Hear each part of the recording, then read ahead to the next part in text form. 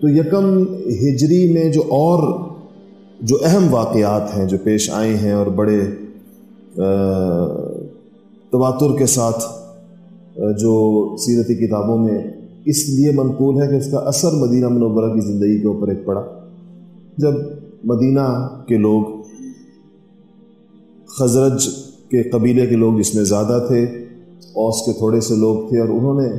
رسول اللہ صلی اللہ علیہ وسلم سے بیعت کی آ کر عقبہ کے اندر، جس کو بیعت عقبہ کہتے ہیں، اس موقع پر انہوں نے آپ سے ایک معلم، ایک مدرس، ایک استاد مانگا تھا، ایک داعی اور ایک مبلغ مانگا تھا کہ جو مسلمان ہو چکے ہیں ان کو اسلام پڑھائیں گے، اور جو مسلمان نہیں ہوئے ان کو اسلام کی دعوت دیں گے۔ تو آپ صلی اللہ علیہ وسلم نے جن صحابی کو بھیجا تھا، مصعب ابن عمیر کو، ان کی میزبانی کی تھی اسعد ابن زرارہ نے۔ یہ جو حضرت سید اسعد ابن زرارہ رضی اللہ تعالی عنہ ہیں، ان کا انتقال ہوا ہے یکم ہجری کے اندر۔ یہ بنو نجار کے مشہور قبیلے سے تھے، جو رسول اللہ صلی اللہ علیہ وسلم کا ایک طرح سے ننیال تھا، آپ کے دادا کا ننیال تھا۔ تو آپ نے ان کو اپنے قبیلے کا نقیب یا نگران بھی مقرر کیا تھا۔ جب 74 لوگ اسلام لائے تھے، تو آپ نے ہر کچھ لوگوں کے اوپر نگران مقرر کیے تھے، جن کو نقیب کہتے ہیں، 12 نقیب مقرر کیے تھے۔ ان میں سے ایک اسد ابن زرارہ بھی تھے۔ تو یہ لوگ پھر آپ کی خدمت میں آئے اور آپ سے کہا کہ حضرت اسد بن زرارہ کے انتقال کے بعد کہ اب ہمیں کوئی اور نقیب مقرر کر دیجئے۔ تو رسول اللہ صلی اللہ علیہ وسلم نے فرمایا کہ یہ تم میرے ماموں ہو، یعنی تم لوگ میرے ماموں کا قبیلہ ہے، تمہارا نقیب میں ہوں۔ اس پر ان لوگوں نے بڑی خوشی اور بڑے اس کو اپنے لیے بڑا شرف اور بڑا فضل سمجھا کہ رسول اللہ صلی اللہ علیہ وسلم نے اپنے آپ کو ہمارا نقیب قرار دیا، اور یہ آپ صلی اللہ علیہ وسلم نے قرابت داری کا لحاظ فرمایا۔ ان کے ساتھ جو رشتہ داری تھی، جو قرابت داری تھی، اس کا لحاظ آپ نے، اور آپ نے سیرتی کتابوں میں لکھا ہے کہ مدینہ منورہ پہنچنے کے بعد یوں تو آپ نے کہا کہ اپنی اونٹنی کے بارے میں کہ دعوہا فإنہا مأمورہ، اس کو چھوڑ دو، یہ اللہ کے حکم کے مطابق جا کر جہاں بیٹھے گی، لیکن آپ کے دل میں یہ تھا کہ یہ بنو نجار میں کہیں بیٹھے جو ہمارا ننیال ہے، جس کے ساتھ ہماری قرابت داری اور آپ کی رشتہ داری ہے۔ مکہ میں 2 مشہور مشرکین مکہ کے 2 بڑے سردار جو رسول اللہ صلی اللہ علیہ وسلم کے لیے شدید تکلیف، اذیت اور آزمائش کا باعث رہے، ان کا وہ بھی انتقال ان کا بھی اسی یکم ہجری کو ہوا، ایک ولید ابن مغیرہ کا اور دوسرا عاص ابن وائل کا۔ یہ دونوں وہ لوگ تھے جو پوری 13 سالہ مکی زندگی میں نبی کریم صلی اللہ علیہ وسلم کو جن 10 لوگوں سے سب سے زیادہ تکلیف پہنچی ہے، ان میں ان دونوں کا شمار ہے، ایک عاص ابن وائل کا اور ایک ولید ابن مغیرہ کا۔ اور ان دونوں کو دیکھیں، ان دونوں کے بیٹے تاریخ اسلام کے مشہور ترین فاتحین ہیں۔ ایک کے بیٹے حضرت خالد ابن ولید ہیں، اور دوسرے کے بیٹے حضرت عمر ابن العاص ہیں، جو فاتح مصر ہیں، مصر جنہوں نے سیدنا امیر معاویہ رضی اللہ تعالی عنہ کے مشہور کمانڈر اور ان کے دست راست حضرت سیدنا عمر ابن العاص یا عاص ابن وائل کے بیٹے ہیں، اور سیدنا خالد ابن ولید جو ہیں یہ ولید ابن مغیرہ کے بیٹے ہیں۔ یہ حضور اکرم صلی اللہ علیہ وسلم کی نبوت کا اور آپ کی دعوت کا اور آپ کی کمال تربیت کا اعجاز ہے کہ اتنے بڑے دشمنان اسلام کے براہ راست بیٹے، یہ نہیں کہ اگلی نسلوں میں کہ 10ویں نسل 5ویں نسل، براہ راست ان کے گھر کے اندر پلنے والے اور اپنے والد کا معاملہ حضور اکرم صلی اللہ علیہ وسلم کے ساتھ دیکھنے والے، اس دشمنی اور اس عناد اور اس تمام خلفشار اور فتنے اور فساد کو اپنی آنکھوں سے دیکھنے والے رسول اللہ صلی اللہ علیہ وسلم کے اور ان کے دین کے اور اسلام کے اتنے بڑے سپاہی بنے۔ یہ اسلام کا معجزہ ہے، اور کسی دعوت کے اندر یہ تاثیر نہیں دکھائی جا سکتی کہ اس میں، اور ایک نہیں ہے، ابو جہل کے بیٹے حضرت سیدنا اکرمہ اور امیہ ابن خلف کے بیٹے حضرت سیدنا صفوان ابن امیہ، ایک فرد ایسا ہے کہ اس کے بعد ان کی اگلی نسلوں کو، جس کی اپنی قسمت میں اگر اسلام نہیں بھی تھا، سیدنا ابو سفیان رضی اللہ تعالیٰ عنہ تو وہ خوش نصیب ہے، اس میں شک نہیں کہ انہوں نے اسلام کے خلاف اور صحابہ کے خلاف بڑی بڑی جنگوں کی قیادت کی ہے، احد جیسی جنگ کی قیادت کی ہے، خندق کی قیادت کی ہے،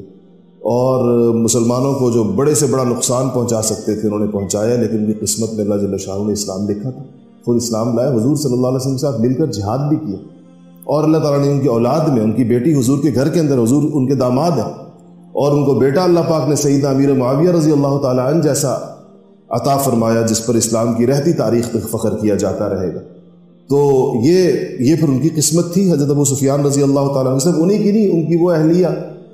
حضرت ہندہ رضی اللہ تعالیٰ عنہ، ان کے ساتھ کتنے تکلیف دہ واقعات، اگرچہ تاریخی اعتبار سے جو حضرت حمزہ کا کلیجہ چبانے والی بات ہے، اس پر سیرت نگاروں کو اختلاف ہے،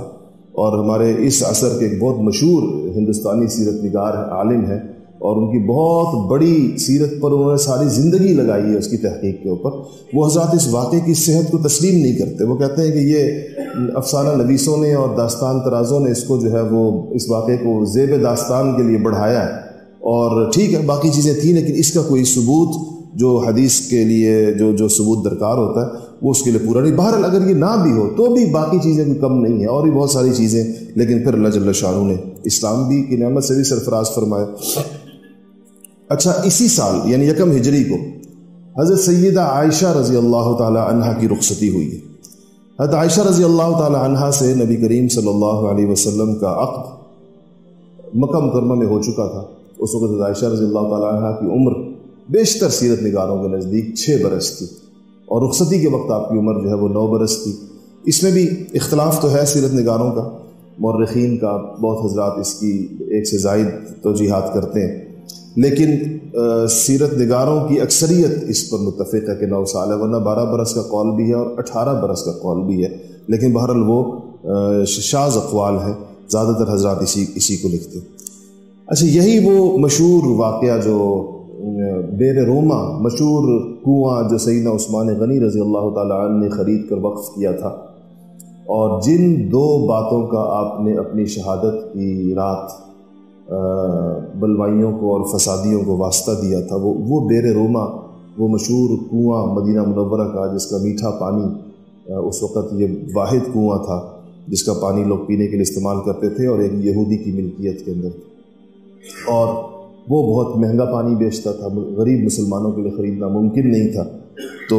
رسول اللہ صلی اللہ علیہ وسلم نے فرمایا کہ جو شخص اس کنویں کو خرید کر عام مسلمانوں کے لیے وقف کر دے گا، مفت ان کو پانی سے پینے دے گا، نکالنے دے گا، میں اس کے لیے جنت کے اندر ایک چشمے کی ضمانت دیتا ہوں۔ تو سیدنا عثمان غنی رضی اللہ تعالیٰ عنہ نے یہ خرید کر وقف کیا۔ حضرت عثمان غنی رضی اللہ تعالیٰ عنہ کو یہ جو 2 سعادتیں تھیں، خاص طور پر دونوں پر جنت کی ضمانت تھی۔ ایک مسجد نبوی کی توسیعی زمین کے لیے، جو رسول اللہ صلی اللہ علیہ وسلم نے سن 7 ہجری کے اندر مسجد نبوی کی توسیع کا جب فیصلہ فرمایا، تو آپ نے کہا تھا کہ جو اس زمین کو خرید کر مسجد نبوی کے اندر وقف، اصل تو اس کے مالک کو پیغام بھیجا تھا جس کے پاس وہ زمین تھی کہ اگر تم یہ زمین مسجد نبوی کو دے دو تو اس کے عوض مجھ سے جنت میں لے لو۔ تو وہ انہوں نے عذر کیا، انہوں نے کہا کہ میں غریب آدمی ہوں اور میرے پاس یہی ٹکڑا ہے زمین کا، اور میں عیالدار ہوں، میرے بچے ہیں، تو اگر مجھے اس کا معاوضہ مل جائے تو بہت اچھا ہوگا۔ تو اس سے آپ اندازہ لگائیں کہ حضرات صحابہ کے لیے رسول اللہ صلی اللہ علیہ وسلم نے کیسا ماحول بنایا تھا کہ جس میں ایک شخص اپنی رائے یا اپنے خیال کے اظہار میں کتنا آزاد تھا، ورنہ رسول اللہ صلی اللہ علیہ وسلم کا پیغام ملے، پھر بات بھی اتنی بڑی، اچھا ان کو یہ بھی پرواہ نہیں تھی اس بات کی